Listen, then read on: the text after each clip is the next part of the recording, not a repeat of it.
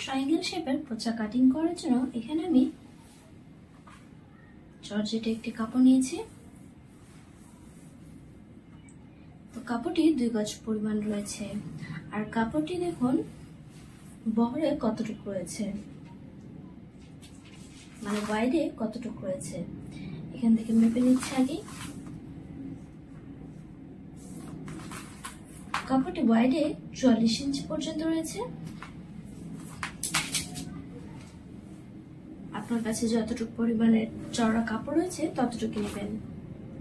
তারপর কাপড়টি প্রথমে আমি এভাবে একটা ভাঁজ করে নিচ্ছি। দেখুন আমরা নর্মালি যেভাবে কোনাকুনি করে সেভাবে করে নিচ্ছি। সোজা কাপড় ছিল এটিকে একটি কর্নার থেকে এভাবে ধরে অপর কর্নারে নিয়ে আসলাম। এটি একটি স্কয়ার শেপের কাপড় হবে।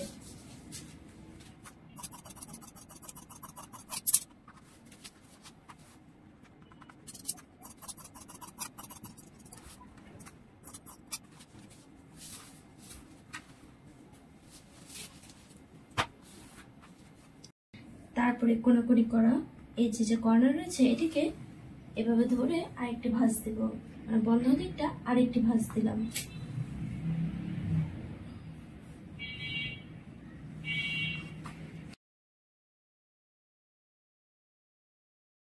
তো এখানে দেখুন টোটাল বন্ধ দিক কয়টি হয়েছে।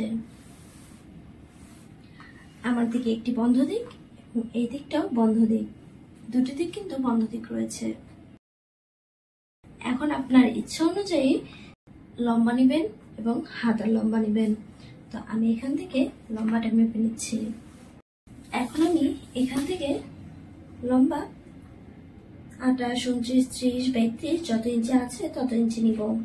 আমি এখানে 30 ইঞ্চি রাখছি।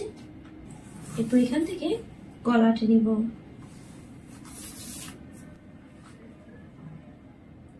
এখান থেকে শোল্ডার নিচ্ছি 3 ইঞ্চি। এখান থেকে শোল্ডার নিচ্ছি 3 ইঞ্চি এবং ডিপ নিচ্ছি 3 ইঞ্চি। আপনারা যদি বোট নেক দেন তাহলে কিন্তু এটি শোল্ডার 4 ইঞ্চিও নিতে পারেন।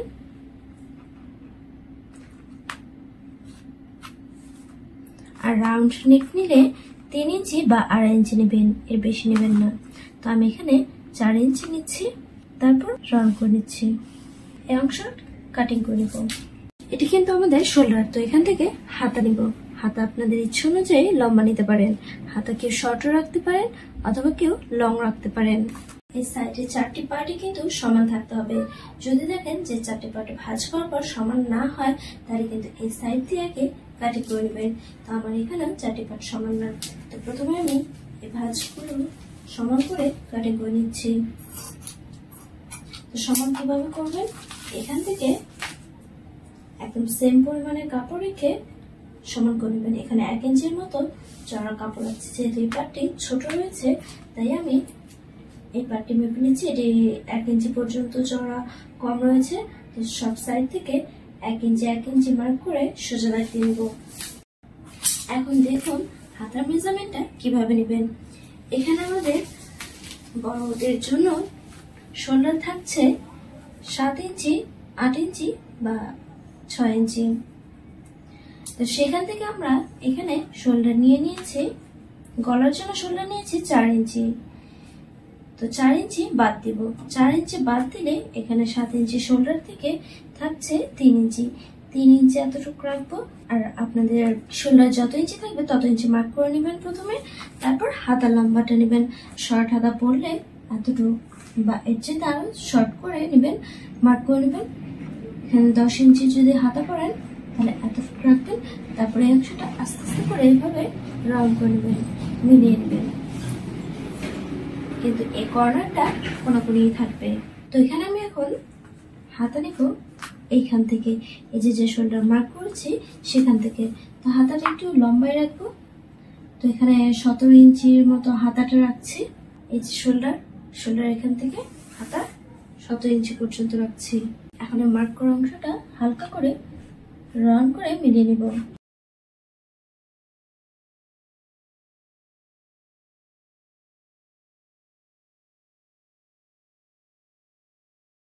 এরপর আমি গলার পট্টির কাপড়টি কাটিং করব। তো এই যে কাপড় ছিল সেখান থেকে পট্টির কাপড়টি কাটিং করব। গলার পট্টি কাটিং করার জন্য অবশ্যই আমাদের আড়াআড়ি কাপড় নিতে হবে, যেহেতু এখানে পাইপিং সেলাই করব।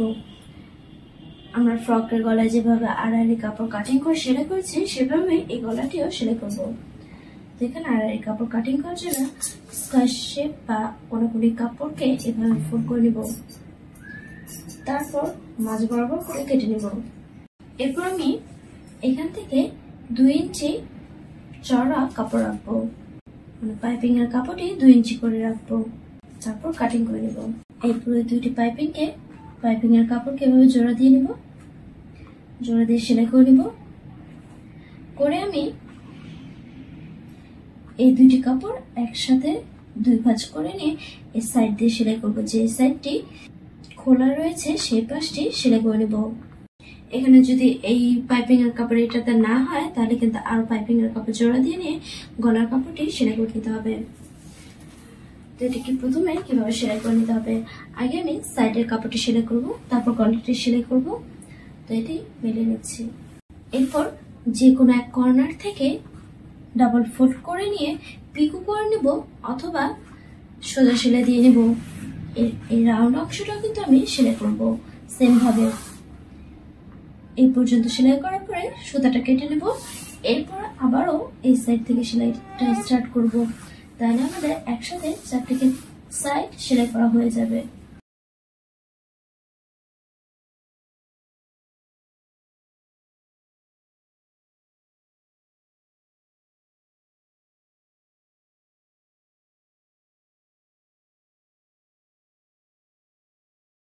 সাইডগুলো ডাবল ফোল্ড করে সেলাই করে নিচ্ছি।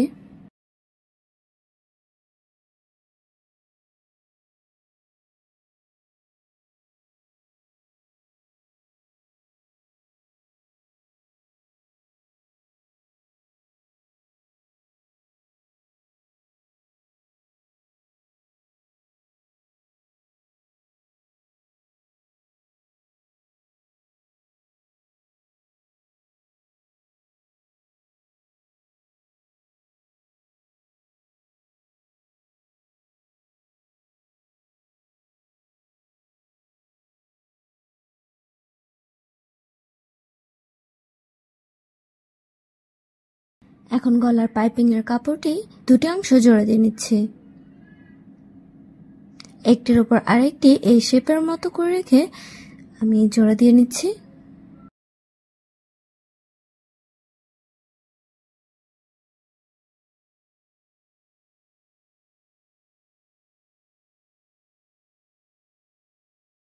এরপর পাইপিং এর কাপড়টিকে 2 ভাঁজ করে সাইড দিয়ে সেলাই করব। তো 2 ভাঁজ করে সাইড দিয়ে সেলাই করার আগে অবশ্যই গলার সাথে মেজারমেন্ট করে নিতে হবে গলার সমান পাইপিং এর কাপড়টি হয়েছে কিনা। যদি কাপড়টি গলার সমান না হয় তাহলে কিন্তু আরো একটু পরিমাণ আড়াআড়ি কাপড় কাটিং করে পাইপিং এর কাপড়টি জোড়া দিয়ে লম্বা করে নিতে হবে। তো এখানে আমি গলাটি মেজারমেন্ট করে নিচ্ছি।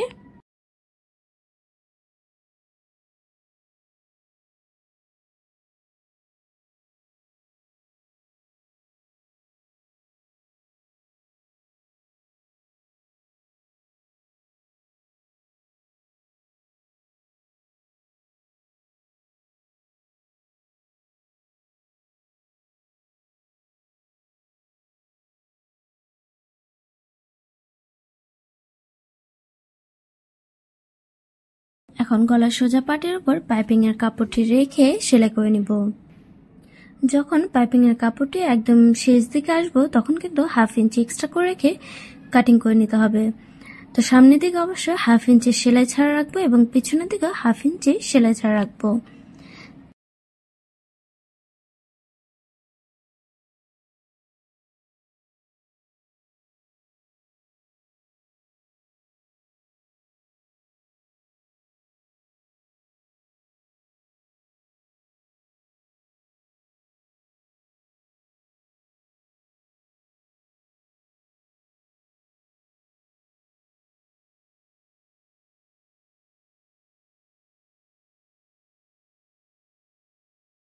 হাফ ইঞ্চি এক্সট্রা পাইপিং এর কাপড়টুক রাখছি, তারপর বাকি কাপড়টি কেটে নিচ্ছি। এবং এই 1/2 ইঞ্চি এক্সট্রা কাপড়টি দেখুন নিচের অংশটা কিন্তু ফোল্ড করে নিচ্ছে এবং উপর অংশটাও এর উপরে দিয়ে সেলাই করে নিচ্ছে। এখন গলার সাইডের এই এক্সট্রা কাপড়গুলো কেটে নেব। এখানে 2 সুতার পরিমাণ কাপড় রেখে বাকি কাপড় কেটে নিচ্ছি, যাতে ফোল্ড করার সময় এই কাপড়টি যেন ভিতর দিকে থাকে, এর জন্য আমি এক্সট্রা কাপড়টি কেটে নিচ্ছি। এই যে দেখুন কাপড়টি বেরিয়ে আসছে, তাই এই কাপড়টা একটু ছোট করে কেটে নিব। এখন গলার কাপড়টিকে উল্টাভাবে রেখেছি, তো পাইপিং এর কাপড়টি দেখুন এভাবে ফোল্ড করে পিছন পার্টে নিয়ে আসবো, এরপরে সাইড দিয়ে একটি সেলাই দিয়ে নেব।